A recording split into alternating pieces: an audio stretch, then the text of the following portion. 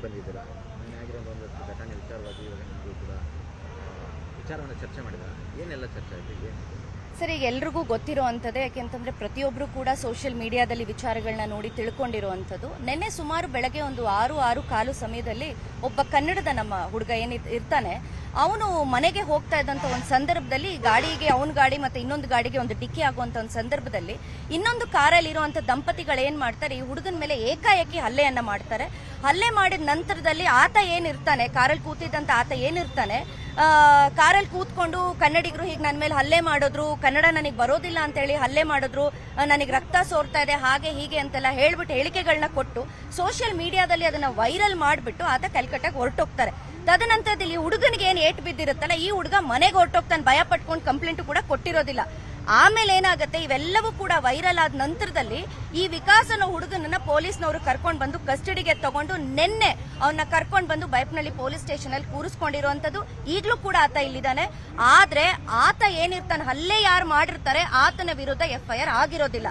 ಅದಕ್ಕೆ ನಮ್ಮ ಕನ್ನಡ ಪರ ಸಂಘಟನೆಯವರು ಏನ್ ಮಾಡ್ತಾರೆ, ನಿನ್ನೆ ರಾತ್ರಿ ಬಂದು ಒಂದಷ್ಟು ಒತ್ತಡಗಳನ್ನ ಹಾಕಿದಾಗ ಆಗ ಬೈಯಪ್ಪನಹಳ್ಳಿ ಸ್ಟೇಷನ್ ಅವ್ರು ಏನ್ ಮಾಡ್ತಾರೆ, ಸಮಾಧಾನಕ್ಕೋಸ್ಕರ ಆಯ್ತು ನಾವೊಂದು FIR ಮಾಡ್ತೀವಿ ಅಂತ ಹೇಳಿ ಖಂಡಿತವಾಗ್ಲೂ FIR ಮಾಡಿರುವಂತದ್ದು. ಅದ್ರಲ್ಲಿ ಒಂದಷ್ಟು ಸೆಕ್ಷನ್ ಗಳನ್ನ ಕೂಡ ಹಾಕಿದ್ದಾರೆ, ಅದಕ್ಕೆ ನಾವು ಖಂಡಿತವಾಗ್ಲೂ ಶ್ಲಾಘನೀಯ. ಆದ್ರೆ ಇದರಲ್ಲಿ ಗಮನಿಸಬೇಕಾಗಿರೋದು ಏನು ಅಂದ್ರೆ, FIR ಪ್ರತಿಯಲ್ಲಿ ಎಲ್ಲಿಯೂ ಕೂಡ ಆತನ ಹೆಸರು, ಯಾರು ಹಲ್ಲೆ ಮಾಡಿದ್ದಾರೆ ಏರ್ ಫೋರ್ಸ್ ಕಮಾಂಡರ್ ಅಂತ ಏನು ಹೇಳ್ತಾರೆ ಆತನ ಹೆಸರನ್ನ ಬಿಟ್ಟು ಒಬ್ಬ ಡ್ರೈವರ್ ಅಂತ ಹೇಳಿ ಉಲ್ಲೇಖ ಮಾಡ್ತಾರೆ. ಹಾಗಾದ್ರೆ ನೀವು ಯಾರ ಪರವಾಗಿ ನಿಂತಿದ್ದೀರಿ, ಯಾರ ಹಲ್ಲೆಗೆ ಒಳಗಾಗ್ತಾರೆ ಆ ಹುಡುಗನ ಕರ್ಕೊಂಡು ಬಂದು ನೀವು ಸ್ಟೇಷನ್ ಅಲ್ಲಿ ನಿನ್ನೆಯಿಂದ ಇವತ್ತಿನವರೆಗೂ ಕೂರಿಸ್ಕೊಂಡಿದ್ದೀರಿ. ಆತನಿಗೆ ಫೂಟೇಜಸ್ ನ ಯಾರಾದ್ರೂ ನೋಡಿದ್ರೆ ಸರ್, ಪ್ರತಿಯೊಬ್ಬರಿಗೂ ಗೊತ್ತಾಗತ್ತೆ ಆತನ ಮೇಲೆ ಎಷ್ಟು ಹಲ್ಲೆ ಆಗಿದೆ, ಎಷ್ಟು ದಾರುಣವಾಗಿ ಅವನನ್ನ ಸಾಯೋ ಹಂತಕ್ಕೂ ಕೂಡ ಕರ್ಕೊಂಡು ಹೋಗಿದ್ದಾರೆ ಅಂತ. ಪ್ರತಿಯೊಬ್ರು ಸರ್, ಮನೇಲಿರುವಂತ ಮಕ್ಕಳಿರುವಂತವ್ರು ಪ್ರತಿಯೊಬ್ರು ಭಯ ಪಡುವಂತ ಒಂದು ಪರಿಸ್ಥಿತಿ ನಿರ್ಮಾಣ ಆಗಿದೆ. ಅದ್ರ ಜೊತೆಗೆ ಕನ್ನಡ ನಾನು ಮಾತಾಡ್ಲಿಲ್ಲ, ಹಾಗಾಗಿ ಸಾರ್ವಜನಿಕರು ಸೇರ್ಕೊಂಡು ನನ್ನ ಮೇಲೆ ಹಲ್ಲೆ ಮಾಡಿದ್ರು ಅಂತ ಯಾರೋ ವಲಸಿಗರು ಹೊರಗಡೆ ಬಂದಿರುವಂತವ್ರು ಇವತ್ತು ಸೋಷಿಯಲ್ ಮೀಡಿಯಾ ಇದೆ ಅಂತ ಹೇಳಿ ಬಾಯಿಗೆ ಬಂದಂಗೆ ಮಾತಾಡ್ತಾರೆ, ಕೋಮು ಗಲಭೆಯನ್ನ ಸೃಷ್ಟಿ ಮಾಡ್ತಾರೆ. ನಾನು ಒಂದೇ ಕೇಳೋದು, ತನಿಖೆ ಎರಡೂ ಕಡೆಯಿಂದಾನೂ ಕೂಡ ಒಂದೇ ಸ್ವರೂಪವನ್ನ ತಗೊಳ್ಬೇಕು. ಈ ಹುಡುಗನ್ನ ನೀವು ಹೇಗೆ ಕರ್ಕೊಂಡು ಬಂದು ಇವತ್ತು ಸ್ಟೇಷನ್ ಅಲ್ಲಿ ಕೂರಿಸ್ಕೊಂಡಿದ್ದೀರೋ, ಖಂಡಿತವಾಗ್ಲೂ ಏರ್ ಫೋರ್ಸ್ ಕಮಾಂಡರ್ ಯಾರಿದ್ದಾರೆ ಅವ್ರನ್ನೂ ಕೂಡ ತನಿಖೆಗೆ ಒಳಪಡಿಸಬೇಕು ಅಂತ ಹೇಳಿ ಮುಖಾಂತರ ನಾನು ಕೇಳ್ಕೊತೀನಿ. ಮೇಡಮ್, ಈಗಾಗಲೇ ನೀವು ಹೇಳಿದ್ರೆ FIR ಅಲ್ಲಿ ಉಲ್ಲೇಖ ಮಾಡಲಿಲ್ಲ ಅಂತ ಹೇಳಿ, ಈಗ ಆಲ್ರೆಡಿ ಒಂದು ಕಡೆ ವಿಕಾಸ್ನ ಆಲ್ರೆಡಿ ಬಂಧಿಸ್ಬಿಟ್ಟಿದ್ದಾರೆ, ಇನ್ನೊಂದು ಕಡೆ ಈಗ ಸದ್ಯಕ್ಕೆ ಏನು ಆರೋಪಿತ ವ್ಯಕ್ತಿ ಹೇಳಿದ್ರೆ ಅವರು ಈಗ ಕೋಲ್ಕತ್ತಾದಲ್ಲಿರುವಂಥದ್ದು. ಈಗ ಮುಂದಿನ ಪ್ರಕ್ರಿಯೆ ಏನಾಗುತ್ತೆ ಅಂತ ಹೇಳಿ ಏನಾದ್ರು ಚರ್ಚೆ ಮಾಡಿದ್ರೆ ಏನಾದ್ರು ನಿಮಗೆ?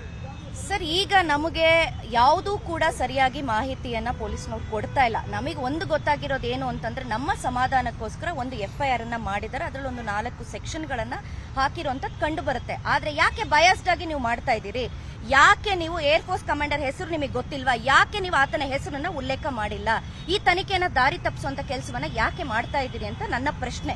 ಹಾಗೆ ಈಗ ಮುಂದಿನ ತನಿಖೆ ಏನು ಅಂತಂದ್ರೆ, ಈಗ ವಿಕಾಸ್ ಏನಿದ್ದಾರೆ ಅವ್ರನ್ನ ಕೋರ್ಟ್ಗೆ ಪ್ರೊಡ್ಯೂಸ್ ಮಾಡ್ತೀವಿ, ಅಲ್ಲೊಂದು ಚಿಕ್ಕ ಒಂದು ಇದಿರುತ್ತೆ, ಅದ ನಂತರದಲ್ಲಿ ಅವರಿಗೆ ರಿಲೀಸ್ ಮಾಡುವಂತದ್ದು ಆಗತ್ತೆ ಅಂತ ಹೇಳಿ ಹೇಳ್ತಾ ಇದ್ದಾರೆ.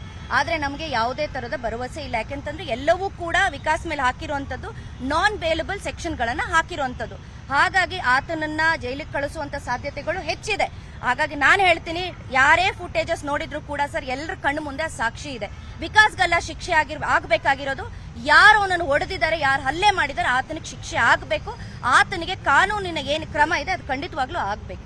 CCTV ಫುಟೇಜ್ ಅಲ್ಲಿ ಸ್ಪಷ್ಟವಾಗಿ ಗೊತ್ತಾಗುತ್ತೆ ಅವ್ರು ಹಲ್ಲೆ ಮಾಡ್ತಿರೋದು, ಅದನ್ನ ಯಾರು ನೋಡಿದ್ರು ಕೂಡ ಐಡೆಂಟಿಫೈ ಮಾಡಬಹುದು. ಆದ್ರೆ ಯಾಕೆ ಪೊಲೀಸರು ಅದನ್ನ ಪರಿಗಣನೆ ಅಂದ್ರೆ FIR ಮಾಡಿದ್ರು ಕೂಡ ನೇರವಾಗಿ ಮಾಡಬಹುದಾಗಿತ್ತು, ಯಾಕೆ ಮೀನಾಮೇಷ ಮಾಡಿದ್ರು? ಸರ್, ಇದು ನಮಗೂ ಕೂಡ ನಮ್ಮ ಕಣ್ಣೊರೆಸುವಂತ ಒಂದು ಕೆಲಸವನ್ನ ಇವರು ಮಾಡ್ತಾ ಇದಾರೆ ಅಂತ ನಮಗೆ ಮೇಲ್ನೋಟಕ್ಕೆ ಕಂಡು ಬರ್ತಾ ಇದೆ. ಬಟ್ ಇದರಲ್ಲಿ ಇರುವಂತ ಒಳಮರ್ಮ ನಮಗೂ ಅರ್ಥ ಆಗಿಲ್ಲ. ಹಾಗಾಗಿ ನಾವು ಕೂಡ ಬೆಳಗ್ಗೆ ರಾತ್ರಿ ಎಲ್ಲ ನಿದ್ದೆ ಬರಲಿಲ್ಲ. ಯಾಕಂದ್ರೆ ಆ ಫುಟೇಜಸ್ ನೋಡುವಾಗ ನಮ್ ಎಲ್ರಿಗೂ ಕೂಡ ಹೊಟ್ಟೆ ಉರಿಯುತ್ತೆ ಸರ್. ಯಾರ ಮನೆ ಮಕ್ಕಳಾದ್ರೂ ಒಂದೇ, ಆ ತಾಯಿ ಮಾತಾಡ್ಬೇಕಾದ್ರೆ ನಮ್ಗೆ ಹೊಟ್ಟೆ ಉರಿಯುತ್ತೆ.